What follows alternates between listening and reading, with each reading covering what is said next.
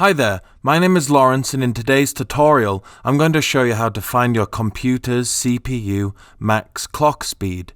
The maximum clock speed or clock frequency of a CPU is the highest speed at which the processor's cores can operate.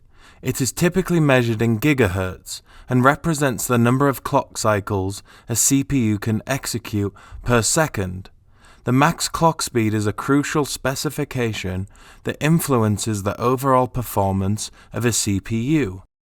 Knowing your computer's CPU maximum clock speed is valuable for assessing performance, optimizing settings, troubleshooting issues, planning resource-intensive tasks, and making informed decisions regarding software compatibility, gaming, virtualization, and system upgrades.